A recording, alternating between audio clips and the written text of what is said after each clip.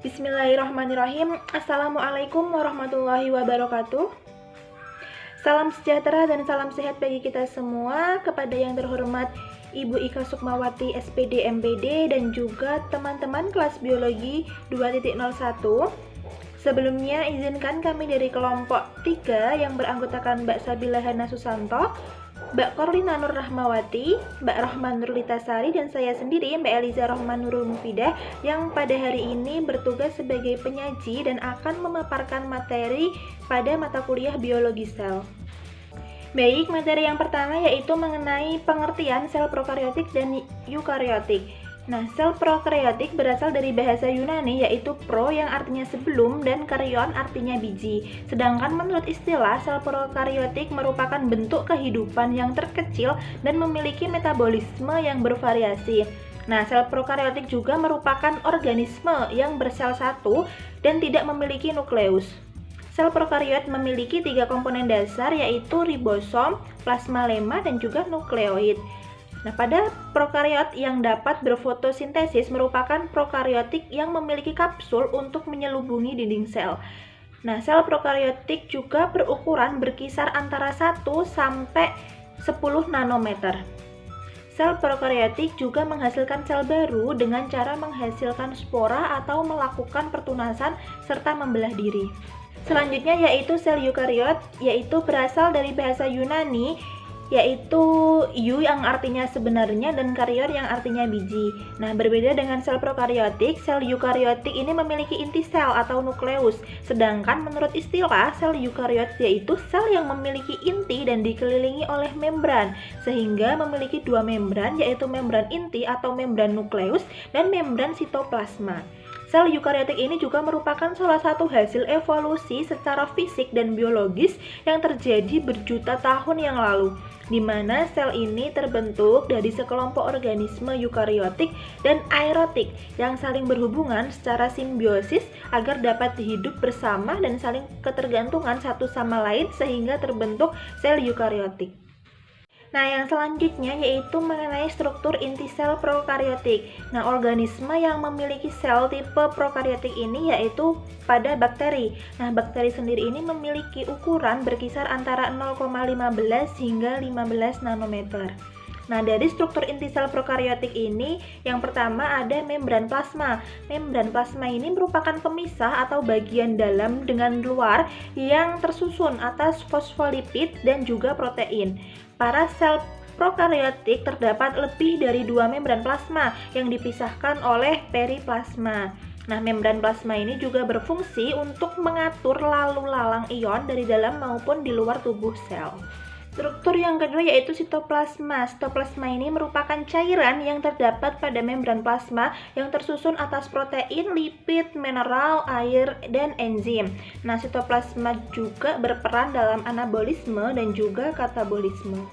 Yang ketiga yaitu ribosom. Ribosom ini bertugas untuk menyintesis protein serta menerjemahkan kodon. Struktur yang keempat yaitu materi genetik.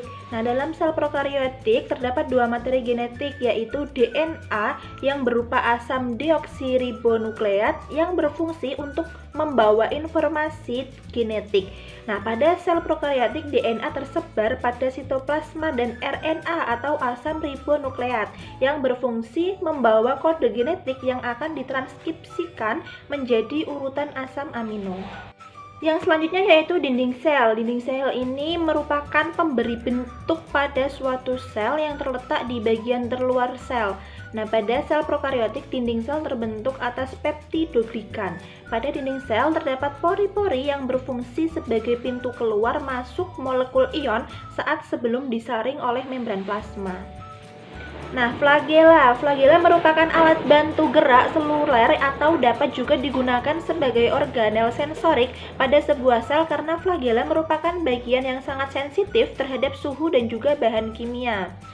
Baik, yang selanjutnya yaitu struktur sel eukariotik. Nah, secara struktural, sel eukariotik memiliki sejumlah organel pada sitoplasma yang berperan untuk menyokong fungsi sel. Sel eukariotik pada tumbuhan berbeda dengan sel eukariotik pada hewan. Nah, ini ditemukan bedanya pada dinding sel. Nah, lalu sel eukariotik ini memulai kehidupannya dengan sebuah nukleus yang dikelilingi oleh berbagai macam organel yang memiliki struktur dan fungsi tertentu dan juga terbungkus dalam sebuah membran sehingga terbentuk kokoh dan tersusun dengan teratur. Antara lain dari struktur sel eukariotik yaitu yang pertama ada membran sel. Nah, membran sel ini tersusun dari lipoprotein yang struktur umumnya membran sel ini membatasi kegiatan yang terjadi pada dalam sel sehingga tidak mudah terganggu oleh pengaruh dari luar. Nah, dengan adanya ini membran sel memiliki sifat yaitu selektif permeable yang artinya dapat menentukan bahan-bahan tertentu yang bisa masuk ke dalam dan keluar dari sel. Selain itu, membran juga berfungsi sebagai rintangan selektif untuk memungkinkan aliran oksigen, limbah, dan juga nutrien yang cukup untuk melayani seluruh volume sel dan berperan dalam sintesis penyisalan sel, ATP, serta adesi sel. Nah, membran sel terbentuk dari molekul protein dan lipid yang lapisannya sangat tipis, bersifat dinamik dan molekulnya dapat bergerak sepanjang bidang membran. Nukleus yaitu gen yang dapat mengendalikan sel eukariota yang terletak di dalam kloroplas dan mitokondria. Nukleus berdiameter rata-rata 5 mikrometer dan paling mencolok di dalam sel eukariota. Nukleus hampir dimiliki oleh semua sel. Dalam nukleus terdapat nukleoplasma yang berfungsi untuk melengkapi nukleus dan memisahkan isinya dari sitoplasma yang terdiri dari dua membran lapisan ganda lipid dengan protein terkait, serta memiliki jumlah pori-pori dengan diameter sekitar 100 nanometer dengan selubung nukleus dan molekul. Dalam nukleus terdapat sel yang membelah, maka otomatis kromatin kusut dan membentuk benang akan menggulung dan menebar untuk dibedakan melalui mikroskop sebagai struktur terpisah yang disebut dengan kromosom. Nukleus merupakan tempat sejumlah komponen dirakit dan disintesis yang dilewatkan melalui polinukleus ke sitoplasma yang kemudian bergabung menjadi ribosom. Nukleus mengirimkan molekul pembawa pesan berupa RNA yaitu mRNA untuk mengendalikan sintesis protein dalam sitoplasma. Yang ketiga adalah ribosom. Ribosom yaitu komponen penting di dalam sel yang berukuran berkisar 20-25 nanometer. Ribosom tersusun dari protein dan RNA yang terdiri dari subunit besar dan kecil yang bergabung apabila ribosom menjalankan fungsinya yaitu sintesis protein. Apabila sudah selesai, maka subunit besar dan kecil akan berpisah. Subunit kecil berfungsi untuk membawa kode genetik yang akan ditranslasi menjadi polipeptida, sedangkan subunit besar yaitu tempat menetalnya tRNA. Pada eukariota terdapat ribosom bebas dan terikat yang dapat saling bertukar tempat dan memiliki struktur yang identik. Yang keempat adalah sistem endomembran. Membran dalam sel eukariota dihubungkan melalui sambungan fisik langsung atau transfer antar segmen dalam bentuk vesikel kecil. Sistem endomembran mencakup retikulum endoplasma, subunit nukleus, lisosom, badan Golgi, membran plasma, dan berbagai jenis faktor. Sistem ini memiliki fungsi antara lain memodifikasi protein serta transport protein ke membran atau organel atau bahkan keluar sel dan penetralan berbagai jenis racun serta sintesis lipid. Yang kelima adalah retikulum endoplasma atau RE yang merupakan membran lipoprotein di sitoplasma yang terdiri antara membran sitoplasma dan membran inti. Retikulum endoplasma terdiri dari dua macam yaitu retikulum endoplasma halus yang berfungsi dalam sintesis untuk komponen membran sel seperti pada sel hati. Pada retikulum endoplasma halus ini mengandung enzim yang dapat mengubah racun sehingga lebih mudah dikeluarkan oleh tubuh. Sedangkan retikulum endoplasma kasar pada membran terdapat ribosom yang mensintesis protein seperti organel tertentu yang akan menempel pada retikulum endoplasma kasar. Fungsi ini memproses lebih lanjut lipid, protein atau bahan lainnya yang akan disekresikan sehingga dihasilkan sesuai keperluannya. Yang keenam adalah badan Golgi, dinamai oleh Camillo Golgi yang artinya tersusun atas setumpuk kantong putih dari membran yang disebut dengan sisterna yang terdapat 3-8 sisterna yang tergantung pada badan Golgi jenis sel dan aktivitas metabolisme. Sel yang melakukan sekresi dalam ratusan badan Golgi merupakan sel yang aktif yang biasanya terletak di antara retikulum endoplasma dan membran plasma. Sisi badan Golgi yang paling dekat disebut dengan sisi cis atau tempat masuknya protein ke dalam lumen sisterna. Sedangkan sisi yang menjauhi nukleus disebut dengan sisi trans. Badan Golgi mengatur gerakan jenis protein yang disekresikan keluar sel kemudian digabungkan membran plasma dan ada pula yang diletakkan di dalam lisosom. Proses sebaliknya, endositosis terjadi apabila membran plasma cukup ke dalam sel membentuk vesikel endositosis yang dibawa ke dalam badan Golgi. Yang ketujuh adalah lisosom. Lisosom terdapat pada sel hewan yang berbentuk bola dan berdiameter kurang lebih 500 nanometer. Lisosom memiliki enzim yang berguna untuk mencerna bahan makanan yang masuk ke dalam sel, baik makanan padat maupun makanan cair. Lisosom melakukan fagositosis, sejenis sel darah putih yang disebut dengan fagosit yang berperan dalam kekebalan tubuh. Yang kedelapan adalah vakuola, disebut dengan tourniquet yang merupakan bagian dari sistem endomembran. Arti dari vakuola itu sendiri yaitu kosong dan tidak memiliki struktur internal. Sel tumbuhan memiliki vakuola kecil yang bergabung membentuk vakuola sentral seiring dengan penambahan air di dalamnya. Vakuola ini mengandung cadangan makanan, pigmen, garam, dan minyak metabolisme. Vakuola berfungsi sebagai mekanisme metabolisme. Vakuola memiliki beberapa fungsi seperti pada protozoa yang memiliki vakuola makanan yang bergabung dengan lisosom agar makanan dapat dicerna. Selanjutnya adalah mitokondria. Mitokondria menempati sel eukariota mencapai 25% volume sitoplasma serta memiliki membran luar dan dalam yang dipisahkan oleh ruang antar membran. Organel ini merupakan tempat berlangsungnya respirasi seluler yang merupakan suatu proses kimiawi yang memberi energi pada sel. Kebanyakan energi yang dilepas dalam proses tersebut ditangkap oleh molekul yang disebut dengan ATP dan nantinya dapat digunakan untuk menjalankan berbagai reaksi kimia dalam sel. Pembuatan ATP dilakukan oleh enzim di dalam krista dan matriks mitokondria. Yang ke-10 adalah peroksisom. Peroksisom ditemukan pada semua sel eukariota yang mengandung satu atau lebih enzim yang terlibat dalam reaksi oksidasi yang menghasilkan peroksida yang merupakan bahan kimia beracun. Tetapi peroksisom senyawa ini digunakan untuk reaksi oksidasi lain. Peroksisom sel ginjal dan hati memodifikasi berbagai molekul beracun yang akan masuk ke dalam darah seperti alkohol. Sedangkan pada biji tumbuhan berperan mengubah cadangan lemak menjadi karbonhidrat. Yang ke-11 adalah kloroplas. Kloroplas merupakan salah satu jenis organel plastik yang mengandung klorofil pigmen hijau yang menangkap energi cahaya matahari untuk fotosintesis. Satu sel pada daun dapat memiliki 20-100 kloroplas. Organel ini lebih besar dibandingkan dengan mitokondria dengan panjang 5-10 mikrometer yang biasanya berbentuk seperti cekam. Mitokondria juga memiliki membran dalam dan luar yang dipisahkan oleh ruang antar membran. Klorofil terlibat dalam pembentukan ATP yang berada pada membran telakoid dan mitokondria untuk mengubah karbon dioksida menjadi senyawa yang dikeluarkan ke sitoplasma dan diubah menjadi karbohidrat. Kloroplas memiliki DNA dan ribosom dan juga dapat berpindah tempat dalam sel. Selanjutnya adalah komponen ekstraseluler. Matriks ekstraseluler memiliki fungsi menyatukan sel hewan dan tumbuhan sebagai jaringan. Jejaring kompleks yang disekresikan berfungsi untuk membentuk kerangka pendukung terutama pada fauna yang kebanyakan sel jaringannya terikat langsung satu sama lain melalui sambungan sel. Baik, yang selanjutnya perbedaan struktur sel prokaryotik dan eukaryotik. Sel prokaryotik dan sel eukaryotik merupakan sel yang saling berkaitan. Meskipun berkaitan, namun keduanya memiliki perbedaan satu sama lain. Perbedaan tersendiri adalah terletak pada lokasi DNA. Pada sel eukaryotik, DNA terletak pada nukleus yang dibatasi oleh membran inti. Sedangkan pada sel prokaryotik, DNA berkonsentrasi pada nukleus atau wilayah yang tidak memiliki selubung membran. Baik, berikut adalah perbedaan antara sel prokaryotik dan eukaryotik terletak pada tabel.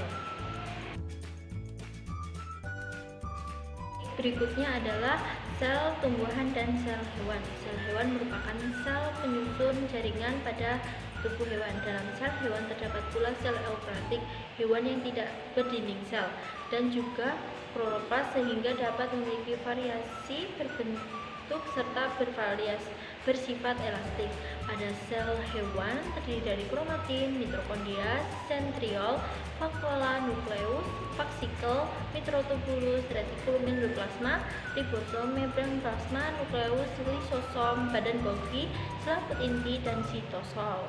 Berikut yang pertama ada membran plasma. Membran plasma merupakan lapisan terluar atau pembatas antara isi sel dan lingkungan sel, serta sebagai pembungkus organel sel lainnya.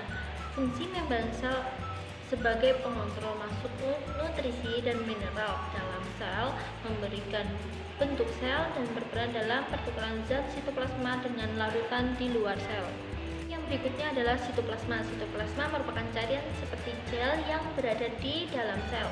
Sitoplasma tersusun atas partikel protein dan air yang berfungsi sebagai tempat berlangsungnya metabolisme serta berperan dalam memeriksa dan membantu suatu yang terjadi di dalam sel kecuali nukleus. Yang selanjutnya nukleus. Nukleus adalah salah satu organel yang berada di bagian pusat sel yang berfungsi sebagai pusat dari semua kegiatan yang ada di dalam sel. Ada membran nukleus. Membran nukleus atau amplop nukleus memiliki dua lipid bilayer yang terlipat bersama sebagai membran tunggal, yang mana pada lapisan luarnya berhubungan dengan membran organel lainnya. Yang kedua, nukleus. Nukleus merupakan bagian dari nukleus yang terbentuk atas protein dan RNA yang berfungsi dalam mensintesis RNA, protein, serta dalam membentuk liposom. Yang selanjutnya, sel tumbuhan. Sel tumbuhan merupakan bagian dari sel prokaryotik. Namun, sel eukaryotik pada tumbuhan berbeda dari sel eukaryotik pada hewan. Adalah sel eukaryotik pada sel tumbuhan. Yang pertama ada dinding sel. Dinding sel biasanya terletak di luar membran plasma yang tebal. Dinding sel berperan dalam melindungi dan bertahan bentuk sel serta membran plasma dari kerusakan mekanis. Selain itu juga sebagai alat transportasi zat. Yang kedua ada plastida. Plastida adalah organel yang berperan dalam proses fotosintesis karena mengandung kloroplast yang dapat mengubah energi cahaya matahari menjadi energi kimia yang tersimpan dalam molekul gula. Vakuola yang terdapat pada tumbuhan umumnya berisi fenol, air, protein, alkoholit, dan antosianin. Vakuola berperan dalam proses penyimpanan zat makanan, penguraian, hidrolisis, makromolekul, dan pembesaran vakuola yang sangat berperan dalam mekanisme pertumbuhan pada tanaman. Selain itu, vakuola juga berperan dalam autofagi, proses pemecahan komponen-komponen sel yang tidak lagi dibutuhkan. Selanjutnya yaitu contoh sel prokaryotik. Kita ketahui sendiri bahwa sel prokaryotik merupakan sel yang tidak memiliki inti sel atau nukleus. Oleh karena itu, organisme yang memiliki sel prokaryotik bersifat uniseluler. Contoh dari organisme yang memiliki sel prokaryotik yaitu dalam kelompok Monera yang terdiri dari bakteri Cyanobacteria. Berikut ciri-ciri dari bakteri. Dari bakteri sendiri yaitu satu, bersifat uniseluler, yang kedua berukuran mikroskopis, yang ketiga hidup dengan cara soliter, koloni, parasit, dan saprofit, yang keempat pada umumnya tidak mempunyai kloroplas kecuali bakterioklorofil dan bakteriopurpurin, yang kelima hidupnya kosmopolit, namun ada juga yang dapat hidup di tempat yang ekstrim, yang keenam mempunyai bentuk yang beraneka ragam, yang ketujuh memiliki flagel sebagai alat gerak, dan yang kedelapan reproduksi secara seksual dan aseksual. Kemudian dari bakteri sendiri termasuk golongan organisme yang bersifat uniseluler. Dalam bakteri tidak memiliki klorofil. Ada beberapa yang fotosintetik dan produksi aseksualnya secara pembelahan. Bakteri mempunyai ukuran sel kecil di mana setiap selnya hanya dapat dilihat dengan bantuan mikroskop. Secara umum, bakteri mempunyai ukuran sel 0,5 sampai 1,0 nanometer kali 2,0 sampai 5,0 nanometer dan terdiri dari 3 bentuk dasar, yaitu bentuk bulat atau kopus, bentuk batang atau bulbus, dan bentuk spiral. Cyanobacteria. Cyanobacteria memiliki nama lain Cyanophyta, yaitu filum pada bakteri yang mendapatkan energi melalui proses fotosintesis. Nama Cyanobacteria berasal dari bahasa Yunani, yaitu cyanos yang berarti biru. Biru di sini ditunjukkan untuk warna bakteri. Meskipun memiliki arti berwarna biru, Cyanobacteria ini berwarna hijau kebiruan yang diakibatkan oleh warna klorofil dan juga pigmen biru atau phycocyanin. Cyanobacteria atau alga biru hijau merupakan organisme yang termasuk golongan prokaryotik. Cyanobacteria juga melakukan fotosintesis dan kaya akan metabolit sekunder. Kemudian ciri dari sel eukaryotik. Sel eukaryotik adalah sel yang memiliki inti sel atau nukleus. Terdapat beberapa organisme yang termasuk dalam eukaryotik, yaitu protista, fungi, plantae, dan animalia. Selanjutnya yaitu protista. Inti sel penyusun tubuh protista diselubungi atau dilindungi oleh membran inti sel. Oleh karena itu, protista disebut sebagai organisme eukaryotik. Dalam anggota protista terdapat yang uniseluler dan terdapat yang multiseluler. Sebagian besar protista bersifat aerob, yaitu dalam kelangsungan hidupnya membutuhkan oksigen yang digunakan dalam proses respirasi yang bertempat pada mitokondria. Namun beberapa jenis protista bersifat anaerob, yakni tidak memerlukan oksigen dalam hidupnya.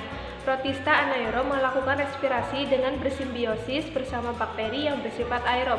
Protista termasuk organisme yang memiliki ciri seperti jamur, fungi, seperti hewan yaitu protozoa, dan seperti tumbuhan yaitu algae. Selanjutnya yaitu fungi. Jamur atau fungi merupakan organisme eukariotik yang tidak memiliki klorofil. Tumbuh sebagai hifa, memiliki dinding sel yang mengandung kitin, bersifat heterotrof, menyerap nutrien melalui dinding selnya, mengekskresikan enzim ekstraseluler ke lingkungan melalui spora, dan melakukan reproduksi secara seksual dan aseksual. Reproduksi secara aseksual pada fungi menghasilkan spora, kuncup, dan fragmentasi. Sedangkan reproduksi secara seksual pada Zygosphora, Ascospora, dan Basidispora, jamur hidup di tempat-tempat yang lembab, air laut, air tawar, tempat yang asam, dan bersimbiosis dengan ganggang, hingga kemudian membentuk lumut atau lichenes. Meskipun fungi pernah dikelompokkan ke dalam kingdom tumbuhan, fungi adalah organisme unik yang umumnya berbeda dari eukariota lainnya, ditinjau dari caranya memperoleh makanan, organisasi struktural, pertumbuhan, dan cara bereproduksi. Selanjutnya yaitu Plantae. Kingdom Plantae atau yang lebih dikenal dengan tumbuhan merupakan salah satu organisme eukariotik multiseluler yang memiliki dinding sel dan juga klorofil. Klorofil adalah zat hijau daun yang berfungsi dalam proses fotosintesis, sehingga tumbuhan mampu membuat makanannya sendiri atau autotrof. Plantae melakukan reproduksi dengan cara seksual dan aseksual. Reproduksi secara seksual melalui benang sari dan putik, sedangkan aseksual melalui cangkok, tunas, stek, dan lain sebagainya. Selanjutnya yaitu Animalia. Kingdom Animalia merupakan kingdom dalam kategori eukariotik karena bersel kompleks dan multiseluler. Ciri-ciri lain dari Animalia yaitu bersifat heterotrof atau tidak dapat membuat makanan sendiri, bersifat motil atau dapat bergerak, dan melakukan reproduksi secara seksual dan aseksual. Meskipun sebagian besar Animalia bereproduksi secara seksual. Dalam klasifikasinya, Animalia dibagi menjadi invertebrata dan vertebrata. Sekian dari saya kembalikan ke moderator. Baik, terima kasih kepada para pemateri yang telah memaparkan materi pada hari ini. Alhamdulillah, kita sudah sampai di penghujung perkuliahan. Untuk selanjutnya, kami akan buka sesi diskusi di Elita. Untuk diskusi kali ini, kami buka 2 termin pada setiap terminnya untuk 3 penanya. Baik, terima kasih kepada teman-teman yang telah memperhatikan dan juga berpartisipasi dalam perkuliahan pada hari ini.